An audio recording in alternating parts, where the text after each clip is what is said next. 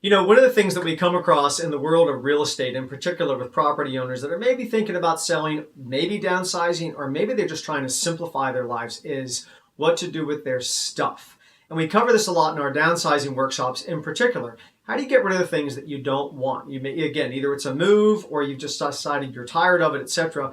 So we've come up with, and we've got a link here for basically our downsizing tips. Now, it doesn't necessarily mean you have to be selling. It just means that you have to be of the mindset, I want to get rid of my stuff. So how do you do it? Well, the first thing is, and it's a great tip, especially if it's not big stuff, is start with a big old trash bag in your house and just go around and literally get rid of the items that you know that you're not going to enjoy anymore. Whether or not you're going through a kitchen drawer, that you just have things that have accumulated, it just feels so good to throw those things out. Go through your closet, you're getting rid of the things you haven't worn in a year or more, get rid of those things, etc. But then there's the bigger items, right? The items that you know that you're not going to want in your new home or that you just no longer enjoy. So there's ways to go ahead and get rid of that. And you don't necessarily have to take things necessarily to the dump, right? So you can consign these items. There's several consignment stores in the area that would love to selectively take items, put them up in their marketplace, and then pay you a portion of what they are able to sell them for.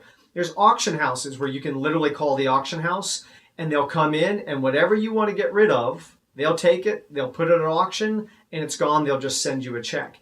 You might have friends, neighbors, family members that have items that you're no longer enjoying or you think they would enjoy more than you are currently. Those are great phone calls to make. And of course, we're filled with thrift stores throughout the market area that would be glad to take. They typically come pick up those items.